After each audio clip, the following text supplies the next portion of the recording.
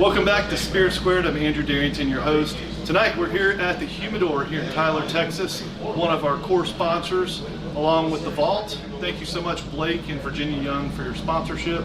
And then we've got Rex and Red, they kind of go together. We've got Hootin Holler down in Gun Barrel City. It's a package store. Thank you so much for your sponsorship. If you guys need any drinks for the weekend, that's the place to go. They're going to be any of the big box stores. You'd rather go down there because they're going to have the personalized service for you. And then we got Raymond Plunkett, who's with Goosehead Insurance. Thanks so much for your sponsorship. It's because of you guys that I have camera guy Josh here today. I've got producer Josh, and then I've got Amanda, who does all of our media. Thank you so much for your support. Really appreciate it. So tonight we've got Bruce here, who is a consultant for one of the major car manufacturers here. We're going to talk a little bit about the car business, but before we get started, tonight I'm having a little bit of Whistle Pig. Whistle Pig is one of the barrels that the East Texas Whiskey Club picked, and it's a great rye. If you've never tried it, you definitely want to try Whistle Pig. Made in Vermont, so there's a plus for you. Bruce, thank you so much for coming up. Thanks for inviting me. Yeah, you live in College Station. I do. Yeah, but you've traveled all over the place with different cars, and you've done a lot in the industry. You have over 35 years of car dealership experience, whether it be service, sales, a little bit of everything. I think I've been fired from every decent job in a car dealership. Right? And I've done a little bit of all of it. Sales, service, finance, I've done it all. So when you and I were kind of talking about this podcast, one of the things that you said was car buying it can be difficult on purpose. I do believe that to be true. Dealers, the dealerships don't want it to be as transparent as maybe it should be. Yeah. And so they make it very difficult to navigate through the car buying experience. Right. Before we dive too far in, like it's not our roles tonight are not to bash dealerships because they do a lot for the community. Dealerships are big leaders in their local community, big supporters of their local community. They do a great job. They employ a lot of people. They pour a lot of tax dollars, sales tax revenue dollars back into the local community. So no, we're not here to bash dealerships. Just simply to provide some information for people as they try to navigate through the car buying experience. Yeah. So one of the first notes I took was, for me, sometimes I want to visit the car dealerships when they're not open, right? So that I don't have a sales rep that's clawing over me or constantly asking me questions. So I'm going there on a Sunday or maybe a Monday if they're closed on Mondays. And I took note of the Maloney sticker, is what it's called. It was named after a senator in the 50s. It's just a kind of a disclosure sticker. So if I'm someone that's a sticker hunter, initially, and I kind of want to bear down to kind of what I'm looking for and the different kinds of power that's available. What kind of things should I be looking for on a sticker? That sticker. The Moroni sticker is going to give you lots of information. It's going to give you the vehicle identification number, and that can help you as you talk to dealerships about which vehicle you're interested in. But the Moroni sticker itself lists all the standard equipment that come on every vehicle of that particular make and year model, and then it lists all the options and the price for those options. And so you may see things like an upgrade wheel and tire package on the Moroni sticker, and it's $1,400, and you step back and you look at the wheels and tires, you say, no, I really don't need those or want those for $1,400, and so you'll find another vehicle on their lot that doesn't have those wheels and tires, and it'll be $1,400 less expensive. So the Moroni sticker itemizes out each factory installed option on the vehicle, and then it gives you the factory manufacturer suggested retail price, the MSRP.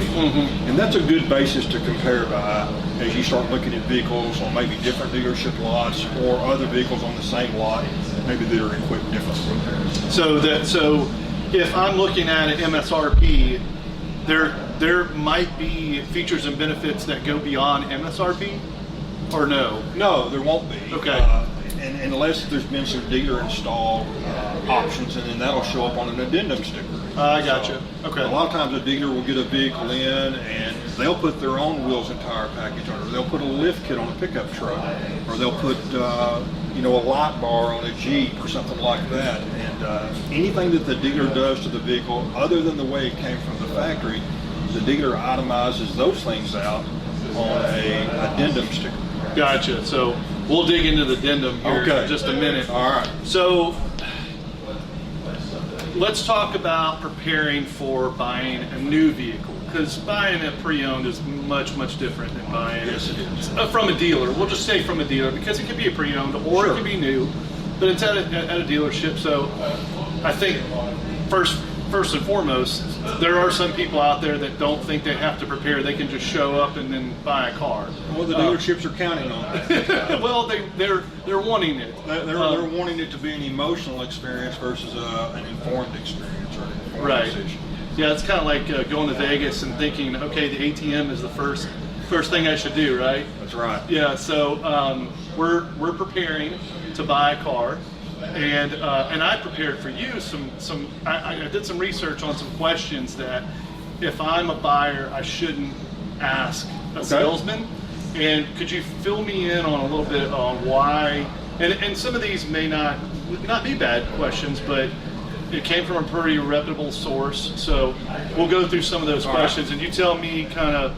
And obviously it's going to bleed into a little bit about what we're going to get into a little bit later, and that's how dealerships make money, right? How they profit. So my first question is, I don't know much about cars. So I'm asking that question to a sales rep, or I'm telling a sales rep, hey, I don't know much about cars. Why would that be bad? Well, knowledge is king. And so, you know, does the salesperson believe you, number one, or does the salesperson think maybe that you're just trying to, you know, downplay your position on the car buying experience? But you really don't want to tell a dealership that you don't know much about buying cars. They'll try to seize on that information. Sure. The next one is, my current car is on its last leg. If you're planning on trading that car in, that is a terrible thing to say. You need to let the dealership determine on their own what they think the value of that car is. You don't need to help them with that. They're the experts at determining values on trade-ins, and so let them do their work. Don't do it for them. What about my lease is almost up? Well, you know, that's not necessarily a bad question, Drew. Your lease is almost up means that you're in the market and you're serious about buying a car. And so a salesperson or a dealership will give you the attention and the information that you need to make a purchase decision now. Since they know that you're in the market now to buy a car, you're kind of forced to be in the market now to buy a car because your lease is up. And I may be faced with a lease decision, especially if the miles are a little heavy or. Yeah, a lot of buyers are always trying to escape the dealership. You know, I'm not ready to buy today. I'm not ready to buy today, or I got to think about it. But when you give the dealership the information that your lease is up and you're needing to do something, it's information that they can seize on, and actually not necessarily a bad thing to say. My lease is almost up means that I'm ready to buy. I'm a serious buyer. I should be treated as a serious buyer. Cool.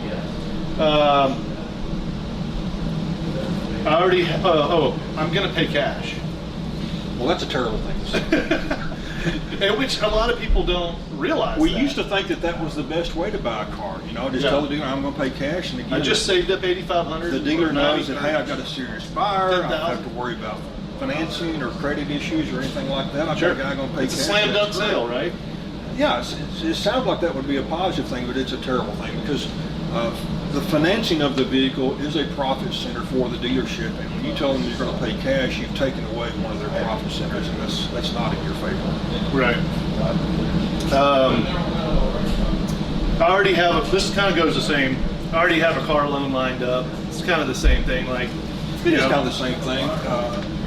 They're going to try to talk you out of that.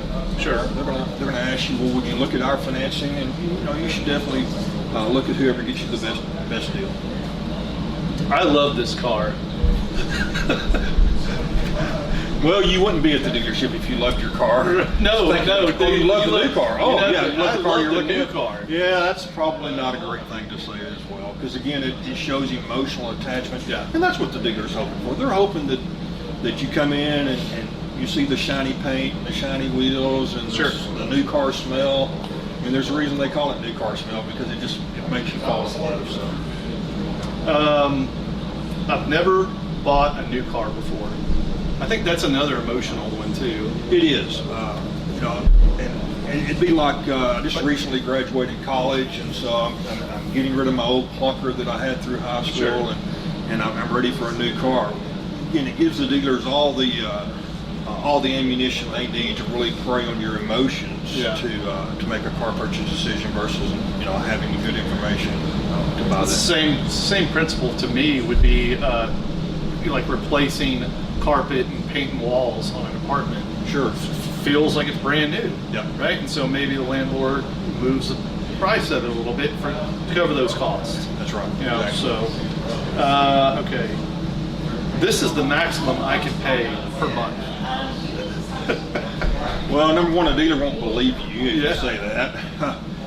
But again, you've given them information that you know, if they take it as at face value that, you know, $600 a month is your maximum, they'll simply find you a $500 a month car and overcharge you for it. Yeah. Good. So you don't want to give them any more information than you absolutely have to. Right. Dealers are notorious, salespeople are notorious for asking lots of questions. Yeah. And what they're really doing is they're leading you down a path To try to find out what you can afford. Yeah, to right? a purchase decision. And Yeah. so they'll lock you in. You know, we got you at $595 a month. You said you could pay $600 a month. We're under that. Right. Why won't you sign and buy it today? Right. So you kind of back yourself into a corner when you give them that information. Yeah, for sure. I agree. Okay, this one was a little gray for me. I am blank occupation. So I am a district manager, I am a doctor, I'm a nurse, whatever. And for me, I know there's some incentives at different places for frontline, you know, people and stuff like that. So have you had any experience with that? We all have built-in biases and built-in judgments, and whether we like to admit it or not, we sometimes judge people by the clothes they wear, the car they pull up in, Sure. the watch they have, you know, and you know, you giving them your information about what your profession is, especially if it's a profession that's a high-earning profession or a higher-earning profession. I work at the local fast food restaurant. I'm the manager of the local fast food restaurant, you know, and so the salespeople are going to take that information and Maybe put you in a box financially financially. put you in a box with, you know, and maybe even treat you differently because of that information. So I was kind of seeing it through the lens of maybe somebody who they thought was maybe could afford something a little higher, and so I come in, I say that maybe I'm a surgeon, but I'm interested in a Prius, and they're like, I'm going to push you towards that Cayenne, you know, or whatever it is, you know. Well, you're a doctor. You know, this is what our doctors here drive, or whatever it is. Sure.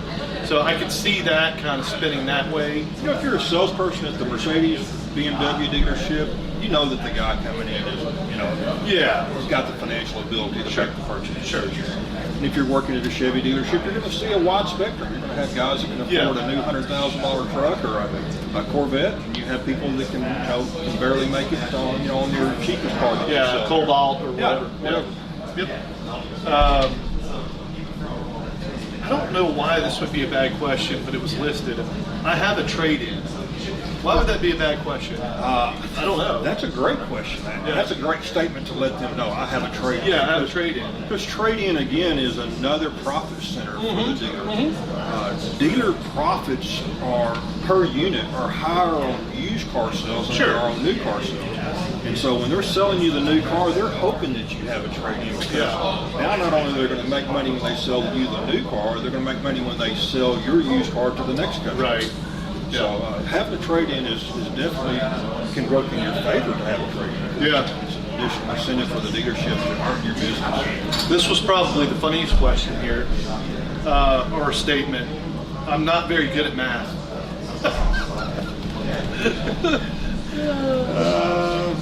I don't know. We'll help I don't you. know that really hurt. I think I don't know say that really hurt you. I think they'd say, well, we'll help you. We'll help you. You don't have to be a mathematician to buy a car. Here, take a look at this and sign here.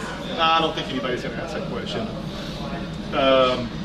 This is a good one. I don't know my credit score. I think a lot of people go in uneducated about their credit score, which is unfortunate. It's crucial that they know that information before they go, because that is a profit center for the dealers. The financing is a profit center for the dealers, and uninformed customers can make a mistake in that area and overpay for their financing. Yeah, and I think it's a negotiating tool for the buyer. Like, wait a minute, I know my credit score. Sure. I know that it's over a certain amount, and I know that there's more creditors that I should have availability to, right? Talking about credit scores, though, I mean, I know my credit score, but which credit score? Right. Well, there's three of them. There's an auto beacon. It's actually just your ability to buy and pay for a car.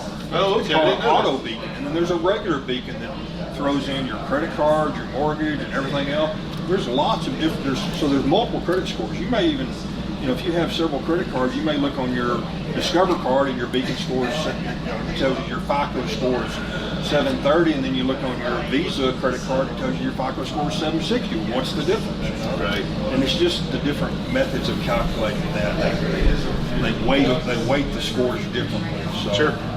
But it's still good to know. Still good information to know, for sure. You need to know before you go. I don't think this is a bad question either, but it was listed. Tell me about leasing. I don't think that's a bad question. I don't think it is either. Especially if I'm a good fit for leasing. Yeah, it lets the dealership know that, again, I've got a serious buyer in front of me, and they're looking at all of their options. Yeah. I'm going to have to be on my toes to provide this buyer some information that he needs or she needs in order to make a purchase decision. Yeah, I mean, so I've never leased a vehicle. I've only been talked to about it. So is that more of the dealership just hedging that the miles that the individual has agreed to on a lease, that the car is going to be worth more than the depreciation after the lease is done? The dealership's not necessarily involved in that part of the transaction. So the dealership simply tells the lending company, which is usually the manufacturer's lending company. So if you're at a Toyota dealership, Toyota Financial has lease packages for their cars. Right. And so they have packages, and so they'll look at your trade-in and say, hey, it's 5 years old, you've got 60,000 miles on it, you drive 12,000 miles a year. Or they look at it and it's got 90,000 miles on it, so hey, you drive 15,000 miles a year. So they'll try to tailor a lease that fits your needs. Yeah. Your needs may change. My needs have changed throughout the years where I was driving a car to do my work, and now I'm providing a company car. So my needs for a personal car are much less mileage. Yeah. So your needs change from time to time, but the lease is, for people that are self-employed, a lease is much more tax advantageous to them. Yeah. Private people that own their own businesses should definitely talk to their local CPAs or their bookkeepers who they're using. One of them, if you purchase the vehicle, you're taking depreciation. If you lease the vehicle, it's like leasing a copy machine or leasing a computer system. It's a write-off. It's a full write-off. Yeah. It's a full write-off. So a lot of times the leases are much more tailored towards business owners than they are people that are out there working for a paycheck, month-to-month paycheck, and then making payments. And it appears as though that you can get more car for the money. All a lease really does, it defers your option. Yeah. It defers your option to buy the car to a later date. Right. So it says, lease it today. You're going to make X number of payments. You're going to pay on for 30 months on a lease. And at the end of the 30 months, you have the option to buy it for this amount, or you can trade it in, or you can just simply hand us the keys and walk away from it. And so it's just a deferred purchase option is what a lease really is. But when I go to trade it in, typically there's going to be a gap that I'm going to need to pay, right?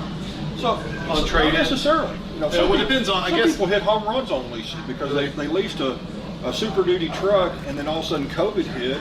Their lease was up, and their trucks were selling for more than what they paid for it. Oh, wow. They leased it, they can buy it for $50,000, and the dealer's going to give them $65,000. Yeah. They can put the $15,000 in their pocket and go down the street and buy a car, or they can use that as trade-in value. For a lease. Another That's lease. right. But if the value is less than the $50,000 purchase offer, say the value is $45,000, you just hand them the keys and you walk away. So all the risk is put on the finance company.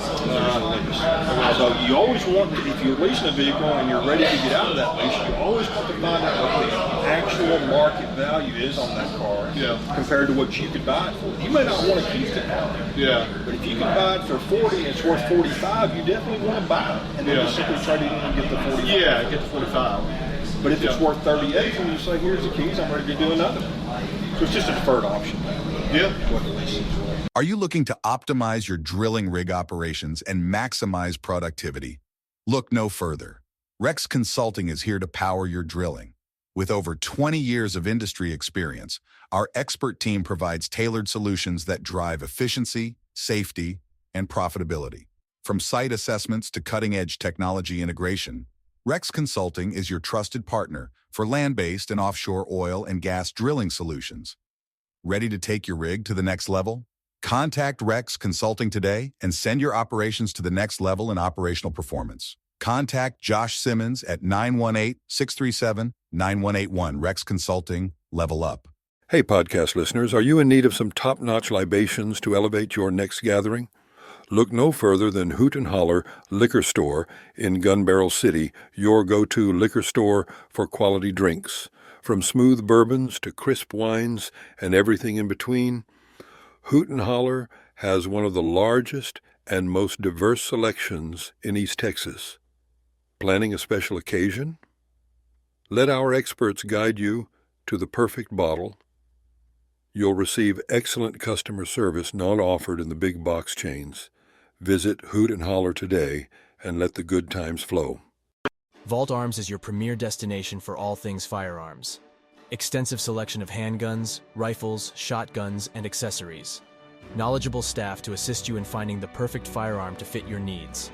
State-of-the-art gun range equipped with the latest technology for a safe and thrilling shooting experience. Take advantage of our professional shooting instruction and training programs suitable for all skill levels. Host your next group outing, corporate event, or bachelor party at our spacious and secure shooting facility. Committed to promoting responsible gun ownership and firearm safety.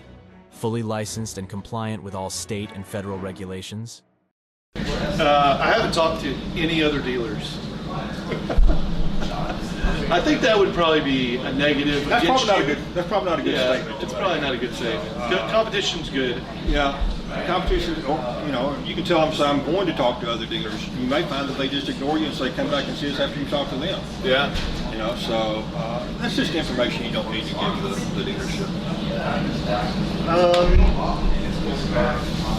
I don't think this is a bad statement, personally. Tell me about the extended warranty. And the reason why is I bought a Tacoma, a pre-owned Tacoma, and it was an in and out. We talked about that before, and it just happened that I was there to buy a hybrid. I've always liked Toyota Priuses, and I was at the local Toyota dealership. Shout out to Classic. I've had a Prius. Yeah, and I'm on my Great third vehicle. I'm on Awesome third one. vehicle. So I was there to buy another one, or I was there to just buy one flat out. I didn't have a trade, and we went and looked at a couple of them, and they didn't really have what I wanted. So we looked at a Corolla hybrid, and we were going to work at the numbers to see if it was going to work.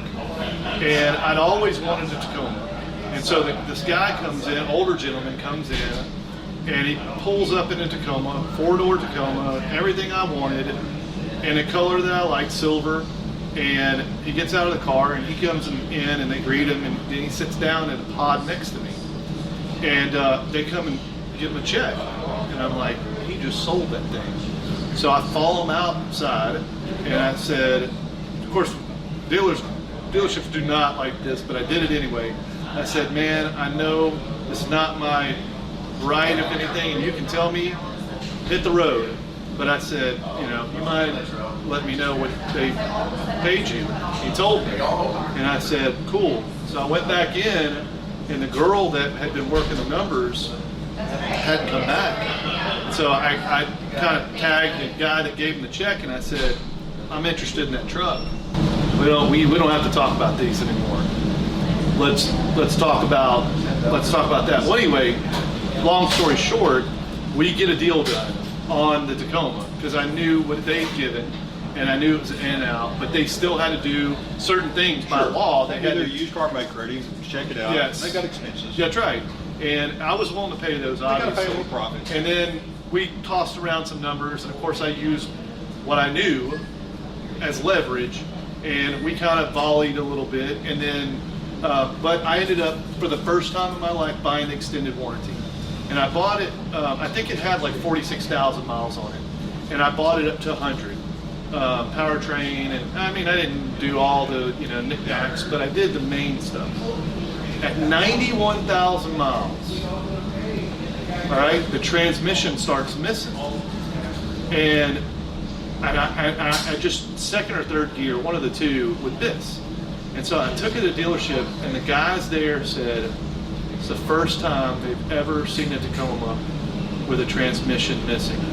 In all the years, I don't know how many years they had, but they warranted it, and it was $7,000. I bet that experience, that warranty wasn't real expensive when they bought it either. It was $2,200. That's not Which cheap. wasn't, and what I did, I had some liquid that I was going to put down on the Prius, Yeah. and what I ended up doing was buying the Tacoma and financing all the what I paid, and then I used the liquid to pay for the extended warranty and the tax title license and whatever else they had, and so I did that and just financed the truck, but that was an experience for me for extended warranties and I tell that from time to time, like the $2,200, it would have been $6,800 to fix the transmission, so it saved me a lot of money. Think about why dealerships like extended warranties. It's not that they make a profit on the front end.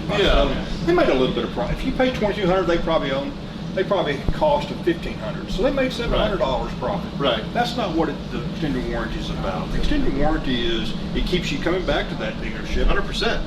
And if you So have a is the major- free if you oil have a changes. major- and the dealership wants to get paid for service. So you walk in at 91,000 with a bad transmission, and the dealership doesn't care whether Andrew pays for it or whether your extended warranty pays for it. The dealership still gets paid.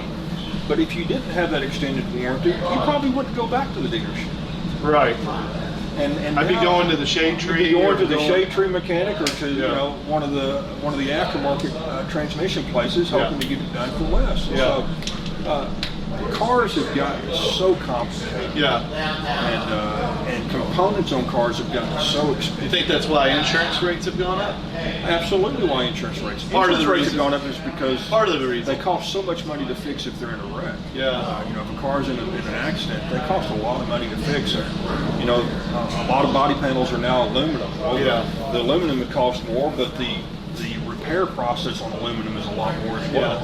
Yeah. So parts on cars have Yeah, gone you're not way up. bending pieces out anymore and buffing it out and stuff like that. You're just taking the whole door off. So unless you're buying old cars, Right.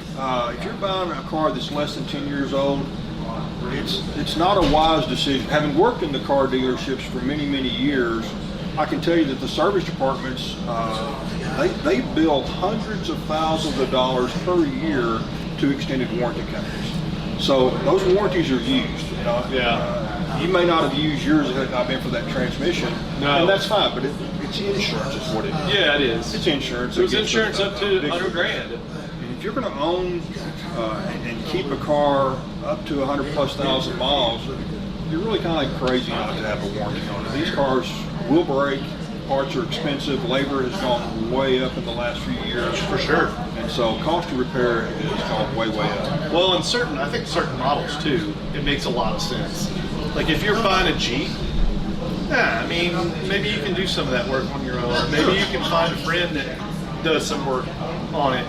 But if you're buying something that's, a lot of the foreign-made providers, you need to have some coverage if you're spending a certain amount of money. Like if you're spending, I'd say, any more than $15,000, $20,000. I've got a Super Duty diesel truck,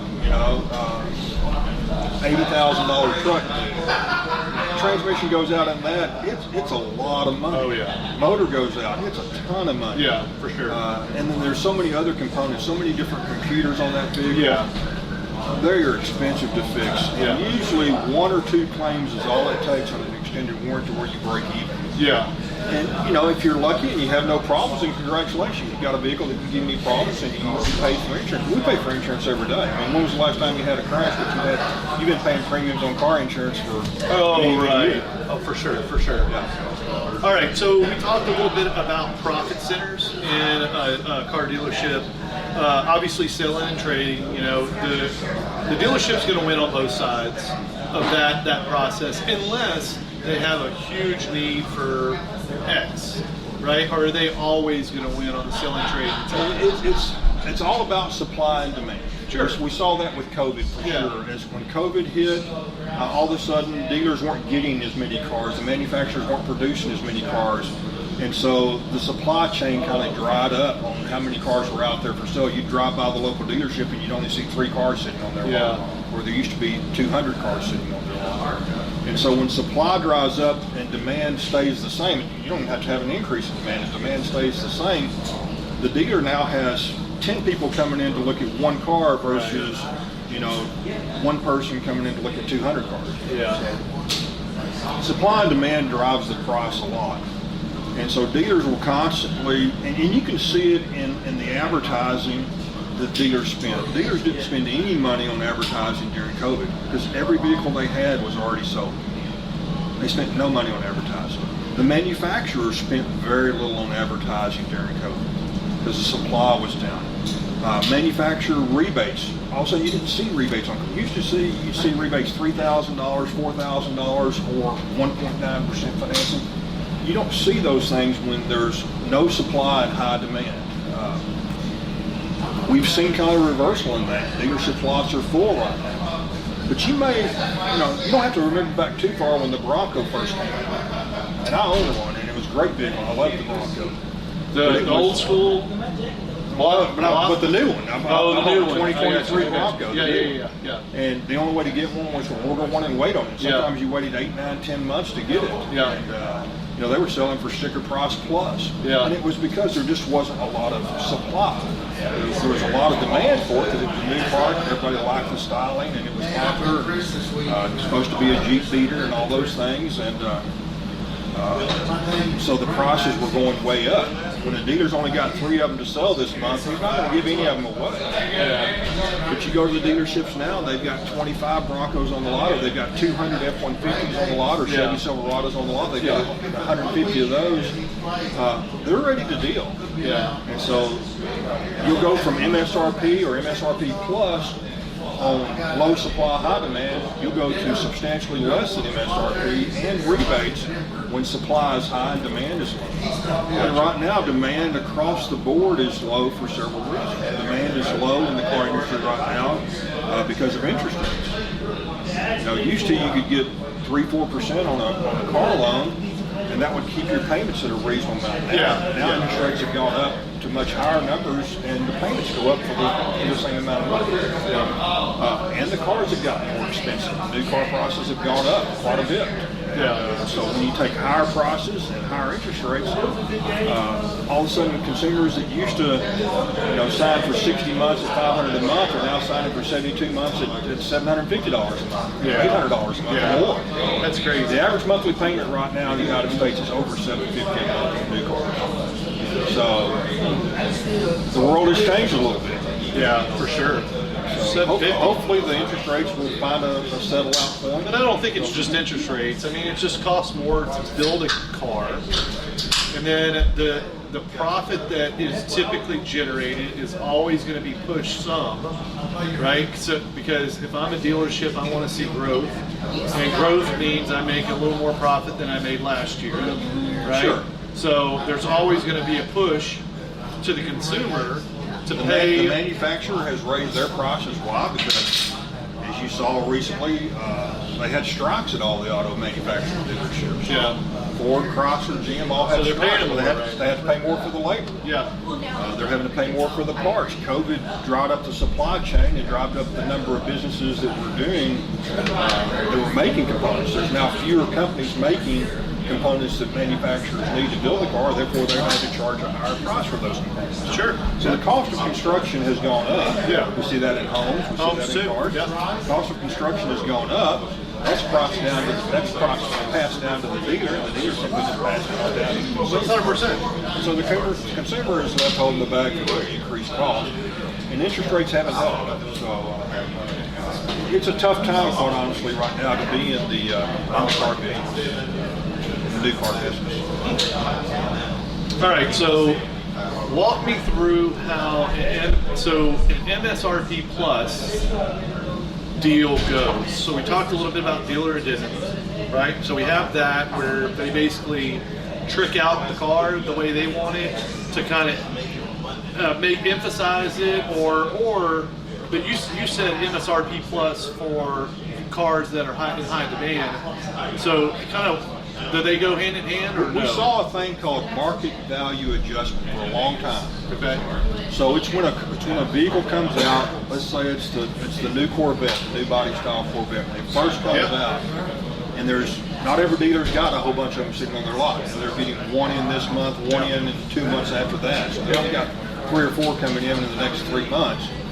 So they look at MSRP, and the dealer realizes, I've only got a few to sell. I've got to make as much as I can on each one. Right. What will the market bear? And it's not that the dealers are in collusion with other, dealers across the nation. They're simply not. They just look to see what other dealers are getting for those vehicles. Right. And so when the new Corvette came out, it was selling at MSRP plus X number of dollars. Are there certain resources that the dealerships use to get that number? Sure, the dealerships are constantly looking at what other dealers are doing. How do they get? What resources? That can do they be use? regionally and that can be nationally. Is there a database that shows closed deals? Like Sure. closed deals? Sure. Yeah, absolutely. Almost like the housing market where you have like comps that you go look at and you're like, okay, these 3 have sold in the last 90 days or whatever. For a dealership, what resource do I use in order to see closed deals? The dealers primarily look at... Or am I picking up the phone or sending an email? Oh, they're more looking online. Okay. More looking online. Oh, so they're looking for sale price. That's right. Or they're picking up the phone and calling a dealer somewhere. Okay. Saying, pretending to be a customer. Saying, hey, Oh, I okay. see you got a new Corvette in your showroom floor. Are you selling at MSRP? Oh, no, sir, it's $20,000 over MSRP. Oh, okay. And so they know that they need to market their vehicles in that same general category. The same thing applies, though, on the bottom end of that, when it's below MSRP. How many different places, how many Chevy dealerships are there within a 1-hour driving distance of where you're at right now? 3 or 4 probably. Exactly. So if one Chevy dealer is selling Chevy half-ton trucks for a low price, the other dealers aren't going to be able to sell it for more. Yeah, it's going to They're tug gonna it have down. to compete. They're going to have to compete. So competition does drive the price as well on the bottom end. Supply drives the price on the high end. Yeah. If you are looking for a reputable builder with a proven track record and a client base to back it up, give Red Construction and Development LLC a call. Red Construction offers full design build services for new construction, custom homes, and remodeling with free site evaluations. They have an A+ rating with the BBB and are proud members of the Tyler Area Builders Association, Texas Association of Builders, National Association of Home Builders, and the Lindale Area Chamber of Commerce. Red Construction and Development LLC stands behind the exceptional quality of their work and have the expertise, the resources, and dedication to deliver the results you need on time and on budget. To learn more, give them a call at 903-630-8660 or visit them online at redconstructiondevelopment.com. The Humidor is your online cigar retailing headquarters. Our experienced staff has spent years finding some of the best cigars from around the world to sell to our customers. If you're looking for an online cigar store that can help you find your next favorite smoke, welcome to the Humidor. We began the Humidor because of our deep appreciation of the finer things in life, a good conversation with friends, an aged whiskey, and, of course, a fine smoke. That's why, in addition to selling premium cigars online, we also operate a brick-and-mortar cigar lounge in Tyler, Texas. Our lounge is crafted to provide a classic ambience with modern sensibilities, and we've spent time ensuring that smokers and non-smokers have an enjoyable experience, whether they're there for a drink with friends or to enjoy the game. So buy a car that's built for what you do. Yeah. If all you're driving, like my wife's driving, is all in town, Yeah. an electric works perfect for you. Yeah. Put you a button on here. Go ahead. But if you're needing a vehicle that you can do family vacations on to Colorado every year, the electric's not the right car.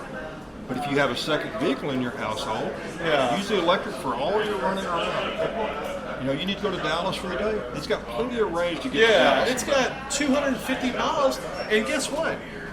Here's what I told my wife. Is his good too?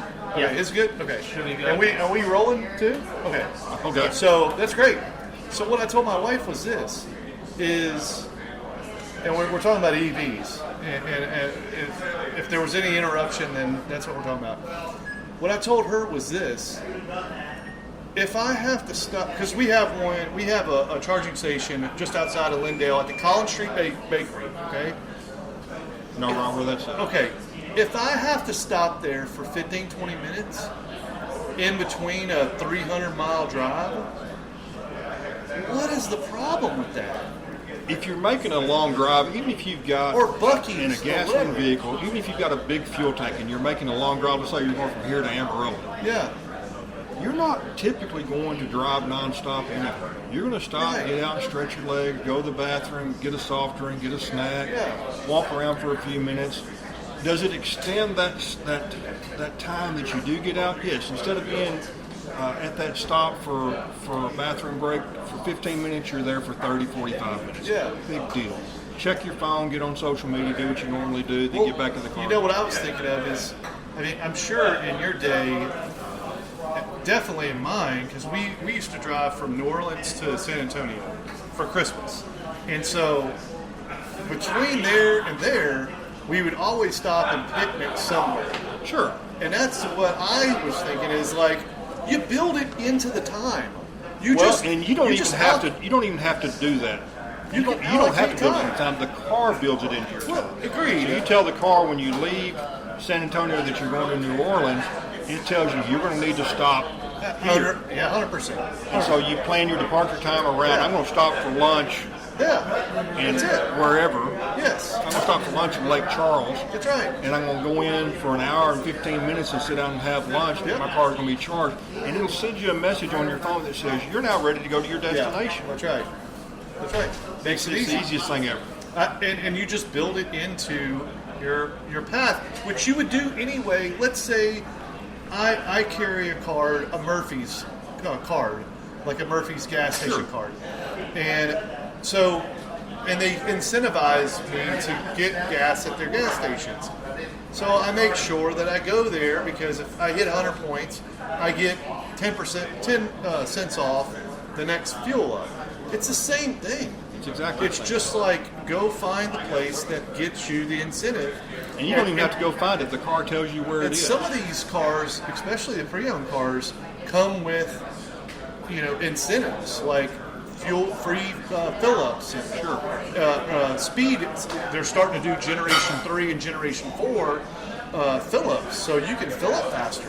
It's like it's not a 30-minute fill-up; No. it's 15 minutes. And it's not like, when you're filling up your gasoline tank, you fill it up. Right.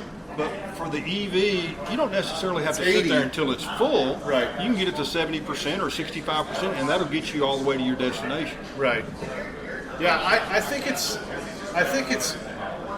Well, Tesla's leading the whole thing. They are. And that's why I've kind of toyed with the idea, and I've never done a lease, so I think it'd be an opportunity for me to look at it and go, let's see how this works out. Let's see how it does, and I can get into a really nice vehicle, and it'd be a comparable payment to what I made for my Prius. Kind of like a long-term, cheaper test drive. Yeah. You're going to test drive the car for 3 years on a lease. At the end of 3 years, man, I hate this thing. It is it has cost me more time and trouble to have to try to find a charging station than it's ever been worth. Right. And then you turn it in, you're done with it. Or if you bought it, you still got it. Yeah, for sure. If you lease it, it's just a long-term tester. All right, so let's talk about doing deals with private people. So we're talking about I'm selling it to you instead of the dealership.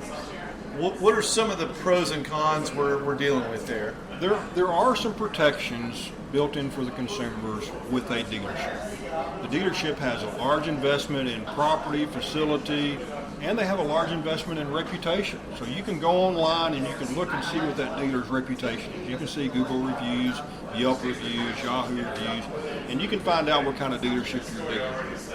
And so if they sell you a used pickup truck with 80,000 miles on it, and a week later the air conditioner goes out and you didn't buy the extended warranty, that dealership has a lot of incentive to make it right, because they don't.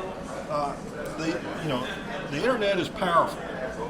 Social media is powerful, and so the last thing that dealership wants is an unhappy customer out there going on social media saying, "I just bought this vehicle 7 days ago, and now it needs $1,500 worth of repairs. Don't do business with X dealership." Right. Or if you buy it from an individual, and the second you drive away, second you hand over the money and they hand you the paperwork and the keys, you own it. You have no recourse. Right. And that person really has very little, if any, incentive to make it right. Right. Your bought it as is, or your whatever. small used car dealers, they're in business. Yeah. They have a reputation to protect as well. So, if you're going to buy a car not from a major dealership, the other used car dealerships are maybe not a bad place to buy from. They have reputations to protect. Again, you can see those reputations online. You can go online to see what the reputations are. If you see a bunch of bad reviews about, hey, my car broke down, they didn't fix it, they sold me a bad car, you probably ought to look for a car somewhere else. Yeah. The advantages of buying from an individual are typically you're going to pay a lower price. Yeah. Yeah. There's a reason why that individual is selling that car. They don't need the car anymore. They didn't like the trade-in value they were given at the dealership. It was a family member's car, and the family member is no longer able to drive the car, whatever the reason may be. And so they're motivated sellers. So the dealership is not as motivated as a private party is. The private party just wants it gone. Yeah. And you show up with ready to buy. You'd be cash surprised money. at how motivated some private citizens are. I mean, They are. They're listing it at dealership. Facebook Marketplace, Craigslist. I mean, there's lots of avenues for these. And there are a lot of pros out there. There are. Yeah, there sure are. And there's a lot of risk there too. There's a lot of risk. You've got to be careful when you're buying a used car, especially when you're not buying it from a dealership. If you're buying it from a dealership, you've got some built-in protections. Yeah. I would tell you that if you were interested in buying a used Toyota, you should go to a Toyota dealership and buy it. If you're interested in buying a used Ford, go to the Ford dealership and buy it. Yeah. If the Toyota dealership is selling a Ford, you'd be better off buying it from the Ford dealership. Yeah. Because you're going to get a Ford certified warranty, and you're going to it's better off to do it that way. When you're buying from individuals, you don't have that. And when you're buying from the small car lots, you don't have that protection. So, let's talk a little bit while we're on this topic. Something that we talked about prior to us getting started is taxes. Sure. So I've got a vehicle that I don't want anymore. I have in mind what I want, and I'm thinking about. So I want to take advantage of the market, maybe, and sell my vehicle for an optimum value, because maybe I got a trade-in value and the gap's X, and then I'm gonna use that cash to buy a vehicle that I want, but the dealer has the car I want. We talked a little bit about taxes. It's not really advantageous for me to do that. There's more than just taxes that makes it advantageous for you. You need to know what your vehicle is worth, and there's lots of ways to find out what your vehicle is worth. You can put your vehicle's information in a few pictures, and there are several companies out there that will give you I'll buy your vehicle today for this much money. Yeah. It's whether it be CarMax or whether it be some of the other companies that are out there that are doing that. And so you as a consumer, you need that information before you go to the dealership. Yeah. I've got X company over here that has given me an offer. You don't want to give the dealership that information, but you want to know that information. Right. And so that when CarMax is offering you $23,000 for your car, and the dealer says we'll give you $19,000 for it, then you can see what I was talking about when I talk about profit centers. The dealership wants to trade you for $19,000 so that they can make the extra profit. $4,000. And so that's a negotiating piece that you need, and there's no reason for you to settle for anything less than that. However, if the dealership is offering you $22,000 and CarMax is offering you $23,000, that's $1,000.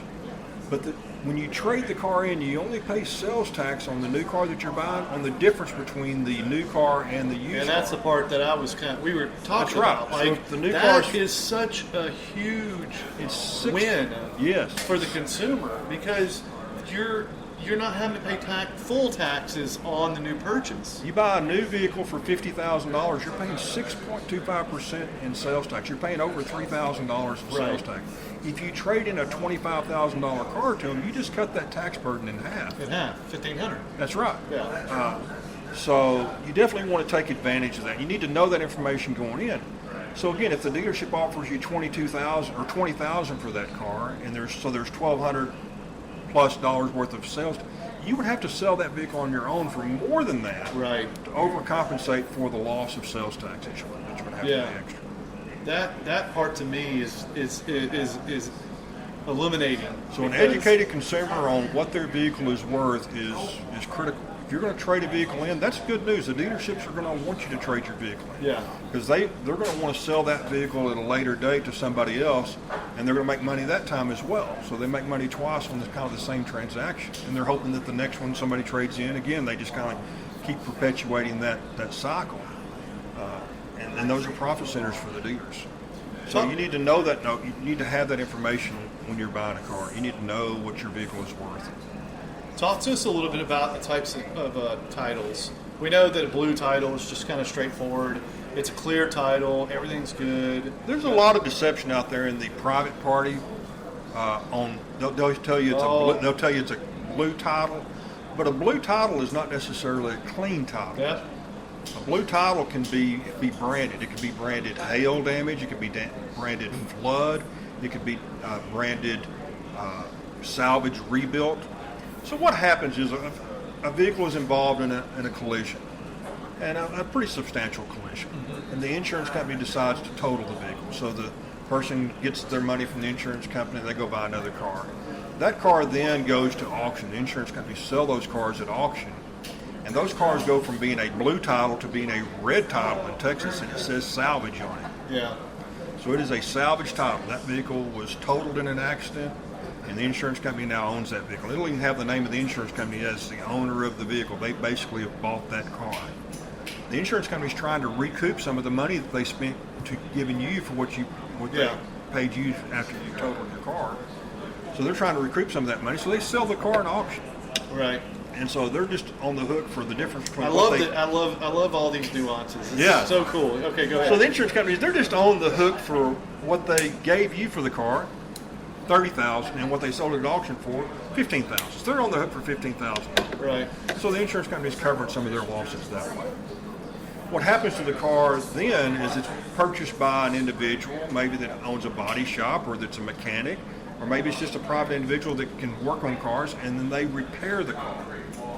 It has to pass state inspection, but once that car passes state inspection, a new title is issued, and guess what color it is? It's blue. Blue, rebuilt. But it'll say on it, salvage rebuilt. Okay. That means it was a salvage, and now it's rebuilt. And those are not necessarily bad cars. Insurance companies are playing a pretty good game on trying to hedge their losses. So a lot of times a car that's maybe not damaged too severely, you can usually, as a consumer, you can usually put the VIN number in Google and you can get pictures of the car as it was damaged. And so you may see that the damage was just, it got sideswiped down one side, not a big deal, but it affected 3 or 4 panels, expensive to repair. This guy fixed it for less than what the body shop was going to fix it for. Right. I'll buy that car. But salvage rebuilt title cars typically are going to be sold at a big discounted price. Yeah. So if you're looking at a car that has a clean title, it's never been salvaged, versus the exact same car with a salvage title, it's about 30 to 50% difference in value, depending on the vehicle and how severe the accident was. Flood vehicles are dangerous to buy. There's a lot of electronic components in there that could be damaged, that could be repaired and working today when you buy it and then not work a month from now. Right. So corrosion sets in, different things. So I would definitely encourage people to avoid any flood cars if possible. Gotcha. But a salvage title car that's been rebuilt is not necessarily a bad purchase. You get a decent looking car for a lot less money, and maybe you're giving it to your high school kid getting through high school and college. It's not a bad way to go. Yeah, for It's sure. not a terrible way. Yeah, I mean, for me, doing the research for this episode has been more enlightening than some others, because I bought cars. I bought used cars off dealership lots. I bought a brand new car, and I bought cars privately. And I think that buying a car off a dealership is more beneficial than people realize. It is. And it's, you just have to be prepared. You have to understand what makes them tick, what makes, what's going to be advantageous for you, and kind of be able to speak their language to a certain degree, and be able to work with them, because I know a bunch of salespeople that are really good people. They're great people. They love what they do. They love their customers, and they love helping people find a new way. I see cars as independence. Like, if you couldn't drive, then you have to take a bus, or you have to walk, or you don't go anywhere. In our That's the way I society, look you at have it. to have a car to get to work. You have to have a car to go to the grocery store, to get your kids to school. Yeah. So, there's a very small percentage of the population that's not currently owning a car. Nearly everybody owns a car in our society. Yeah, yeah. All right. So this weekend, before we get into shout-outs, this weekend we got a big game. We do. We're kind of. I've just got one thing to say: 72-70. Yeah. Well, we're not going to do 7 overtimes, right? We're not going to do 7 overtimes this time. But that was a wild game, wasn't it? It was. I think I was up till midnight. And when the Aggies and LSU get together, it's always going to be an exciting game. Yeah, for sure. You've got a really, really good defense. Aggie defense and has I been think carrying the the load. offense is kind of okay. And then you've got LSU, who's really, the defense is coming on, but we're playing Arkansas. Come on, and then you've got a pretty good offense. We've got pretty good offense, and so it'll be interesting how things are tested. Now, I personally believe that the ultimate factor here is Kyle Field, because these SEC stadiums have built-in experiences. Yes. You watch a team at Tiger Stadium and watch a team at Kyle Field. You watch a game, I'm sorry, I say a team. You watch a game at Kyle Field, and it's an experience. They've built in almost like you're watching a concert. And you've got the music, you've got piped in crowd noise. Literally, if you're at Kyle Field, you get a military flyover for every home game, and that's cool. Yeah. The stadium's over about 108,000 Yes. people. Same for Tiger. Yeah, it is crazy, and it's a very very unique environment for sure. Yeah. And on the field, I would say it's a little higher class. It's a little higher class than Tiger Stadium. On the field, there's a bunch of teenagers. You always have to keep that in mind. Yeah. These are teenage boys that are out there. Most of them fresh out of high school a year or two. Yeah. They're not professional players. Yeah. And so you always have to factor that in. And so the bigger the game, sometimes, some people are up to the experience of a big game in a big environment like Kyle Field. Yep. And some players will be a little bit overwhelmed by the bigness of the game and the experience of being in a stadium like that. Yep. So it's going to be. Well, I think that the A&M players they'll be up for the game being in Kyle Stadium, because the energy will be there. A lot of energy. Most of the LSU players have been in big moments. Yes, they have. So and both sides, really. They've been in high school at big moments, and they've been at big college stadiums. Both of them have. If you're in the SEC, you're in a big stadium nearly every week. Yeah, absolutely. So I don't think the moment will be. It'll be time management. A lot of it's time management. Turnovers is huge, and quarterback. And it'll be it'll be conversions. So can I? And then who's controlling who? So the lines, offensive line, defensive line. Who's controlling what?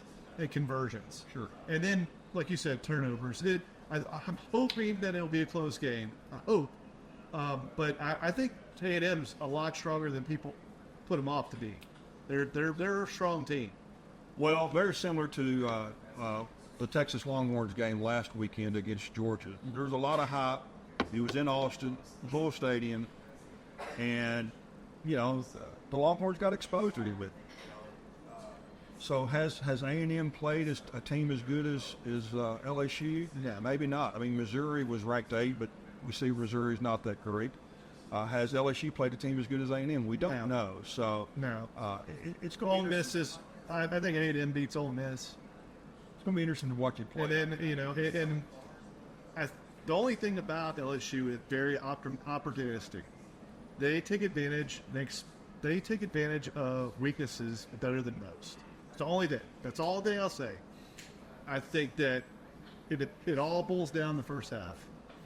If LSU can neutralize Caulfield, it's a game of momentum. I think in college football, I think it's always a game of momentum. If one team is up, and they just tend to stay up.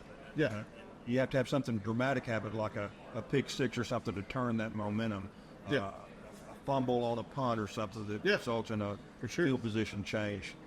Momentum changes are very, very important. Penalties are important. You see the penalties play a role in taking back big plays. So it's always going to be fun in the SEC. Two great schools, two great programs, two great fan bases. And it's going to be fun. Yeah, my grandfather went to A&M. He played baseball. I'm glad to hear somebody's family was a little that's right. But I mean, I grew up in Louisiana by default. LSU fan. But Louisiana Monroe is where I went, and they're having a fantastic year too. They're 5-1, and they're leading Sun Belt. So, I mean, it's been a great year so far, except for the Saints. They suck. One last question. We'll shift back to, because we didn't really touch on warranty and service as a profit center. We didn't really dig into that part. You talked about it, but the statistics that I saw was that 50% of a dealership's profits come from service. I want you to think how does that happen? How does a 50%? That's a heck of a lot. I want you to think about. It's easy to. You don't have to be a mathematician. You don't have to be good at math to do this. But think about, in the sales department, they have a salesperson. He gets paid a commission when he sells a car, right? Well, there's a sales manager. Okay. He gets paid a commission when a car is sold. There's a finance manager. He gets paid a commission when a car is sold. How do they pay all of those guys salary and commissions? Oh, I left out the general manager. Oh, there's a general sales manager. Yeah. There's an owner. So you have lots of mouths to feed off the profits that are made selling cars. And so the dealerships have gotten really, really good at trying to make profit every step of the way. Mm-hmm. So if they sell you a car that they paid $50,000 for and they sell it to you for $51,000, they made $1,000. That's not going to feed all those mouths. Sounds like no different than Walmart. I mean, they expect to make profit on everything. So then they're going to sell you the fees that are on the addendum that we talked about. Yeah, sure. And that's another $1,000 profit they make. And then they're going to sell you an extended warranty, and they're going to make a little profit on that. Sure. And then they're going to provide the financing for it. Right. And the lenders that they provide financing from pay the dealership a profit to handle the finance. Right. So all those steps are profit centers. The dealer wants to sell accessories. A lot of dealers are getting really good at selling accessories. And so they'll sell you that bed cover for your pickup truck for $1,500 and finance it in for you when you could have bought the bed cover for $900 online. Right. So you just have to know your used car that you're trading in, that's a profit center for the dealership. So as a consumer, you have to be ready to negotiate every single one of those profit centers. if you go in as the best negotiator that's ever lived and you negotiate a price to buy the car that's lower than anybody else can buy the car for, congratulations. I promise you're going to be paying profit on all those other profit centers. They're going to give you less for your trade. They're going to charge you more for a warranty. They're going to charge you more in fees, more on the addendum. They're going to charge you all those other things to make up for the fact that you negotiated them. You were the great negotiator. You negotiated them down to a price they really didn't want to sell the new car. Instead of making $1,000 on the new car, they made $100 on it. Dealers have, I think this is important that we do this before we're done. Dealers have incentives from the manufacturer that the consumers don't know about, and a lot of times even the salespeople don't know about. And so here's an example of a dealer incentive from the manufacturer. You'll see advertisement that's truck month for Chevy. It's truck month for Ford. Yeah. So you'll see truck month. Well, what the manufacturer is doing is they're trying to encourage the dealers to sell more trucks. Yeah. So here's how they encourage the dealers to sell more trucks. If you sell, they'll give the dealer an objective. If you sell 30 trucks this month, we'll give you $1,000 for a truck all the way back to unit 1. Well, that's $30,000. Sure. That's a pretty good size incentive. Yeah. If you sell 40, we're going to give you $1,500 a truck all the way back to unit number 1. Wow, that's better. The dealers love those incentives. The reason they love those incentives is because they usually don't pay anybody the commission on that profit. That's money that goes to the dealer's pocket. Yeah. And the consumers don't know anything about those. It's not like a rebate. Yeah. So it's a dealer incentive. Well, it's like a spiff. Yes, it's like a spiff. Well, you've probably been told in the car business the best time to buy a car is the last day of the month. Oh, 100%. Yeah. Well, it's really true that it is the best time to buy a car. Because they're trying to hit their units. Because the dealer's sitting there and he's sold, on the last day of the month, the dealer calls in a meeting with all of his managers and says, we've got 37 trucks sold this month, and if we can get to 50, I'm going to give a bonus to all you managers. Well, where's he getting that bonus from? It's because he's got an incentive from the manufacturer to get to 50. Yeah. So when he calls up there at 8 o'clock at night and says, how many do we have? They say, well, we're at 48. A lot of the dealers will buy the other 2 vehicles himself. Oh, wow. And move them over to the used car lot. He'll actually title them and buy the vehicles himself and move them to the used car lot and sell them as low mileage used trucks just so he can get that extra incentive, because it's a lot of money. Yeah. And it's non-commissioned money. Yeah. So there's always a lot of incentives to the dealers in more than just the sales area, in the financing. If a dealer reaches $1 million this month at a finance business, their finance company might give them a $20,000 spiff or $20,000 bonus. So do your homework. You may find that a dealer is way far away from reaching their objective, so they're not going to discount the truck that much. Where a dealer just needs 2 more units to reach his objective, he's going to sell you the truck for a lot lower price on the last day of the month than the guy down the street. I like the idea that you said, go look at the cars on Sunday when the dealership's closed. I would tell you to do as much negotiating on your vehicle purchase away from the dealership via email. We talked earlier, kind of off mic, we talked about, people, it's an emotional purchase. You want to try to remove as much of the emotional attachment to the vehicle as you possibly can. So if you're looking at a new car and there's 5 dealers that sell the same new car within 100 miles driving range, send all 5 dealers an email that says, I'm ready to buy a new pickup truck for you. Who's going to make me the best deal? Yeah. And communicate the conversation via email as much as possible. You can send that dealer pictures of your car for a trade-in and get an approximate trade-in value. Yeah. You can go to your credit union, or you can go online and secure a loan. A lot of the dealers use, say, Capital One is a great example. One, or the dealer has indirect lending through Capital One, but Ford Motor Credit. Yeah, or you can contact Capital One yourself online and get pre-approved. Yeah. So you know what your rate's going to be. Dealerships turn the financing into a profit center, and the Capital One gives the dealer the money at 5%, and the dealer's charging you 6.5%. Yeah. So they make 1.5%. Yeah. So the more you can negotiate each profit center, the better deal that you're getting. Yeah. People ask me all the time, well, what do you consider a good deal on a car, Bruce? To me, as long as I don't pay any more for a car than Andrew pays for. Yeah. Think about interest rates. We used to think interest rates on cars 2-3%, but I'll pay 7% as long as Andrew's paying 7%. Right. If he gets 6.5%, I want 6.5%. Right. So that's really how you measure a good deal, is if you're buying a car that's competitive with what everybody else is paying for. Yeah. And so if you want to buy a new Corvette and it's limited supply and you're going to pay sticker price plus, as long as you're not if everybody else is paying $5,000 over sticker, you don't want to be the one guy that's paying $25,000 over sticker, because then you're not the smart guy. Right. So if everybody else is paying 6%, then you want to get 6% on your lending as long as your credit's on. Yeah, we a couple weeks ago there was a guy that was trying to get a deal, and he reached out to a Dallas location, and he got the deal. Like, he got it. It was literally 5%. Right? Well, 5% is 5%, and everybody was ticked off about it. And I was like, no, he just set the mark. Yeah, the mark is that. I'm a big believer in supporting your local dealer because they support your local community. Sure. But you want your local dealer to be competitive.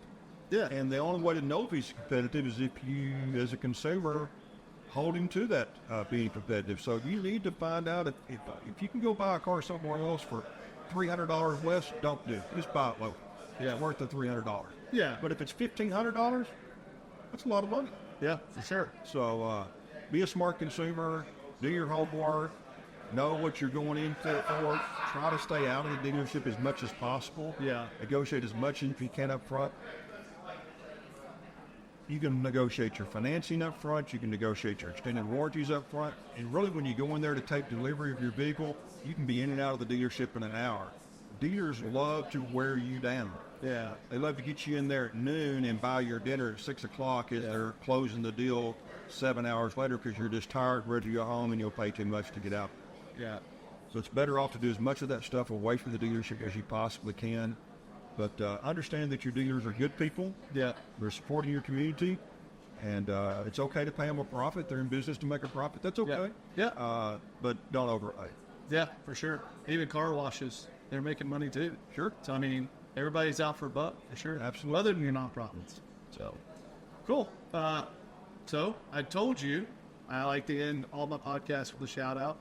Did you have one prepared? Oh, I would just say give them Aggies this weekend. For sure. Go Tigers. Yeah. And hopefully it'll be a good game. You guys don't Let's know just how to spell go. But, yeah, that's right.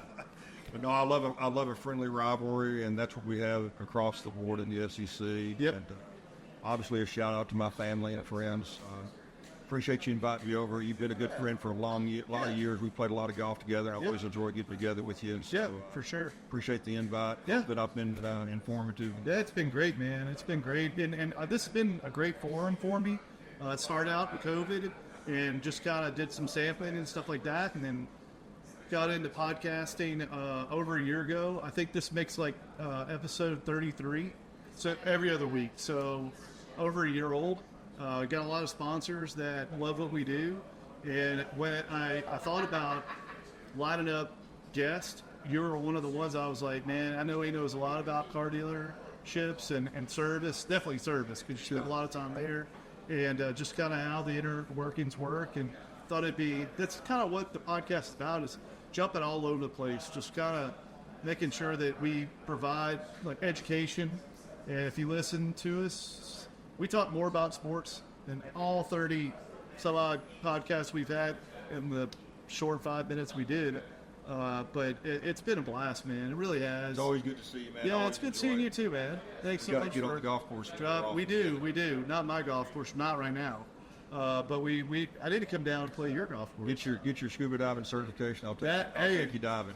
Absolutely, that's 100%. We're gonna go to Mexico. I've been diving all over the world. I'll take you to some great places. We'll have a good time. Absolutely, 100%. Thanks so much for coming on. Appreciate it. Absolutely, enjoyed it a lot. Yep. And so our next couple of guests, I didn't have them loaded, so I can't really tell you who they are, but I will post it on the Facebook page. Thanks so much for tuning in. We'll see you soon.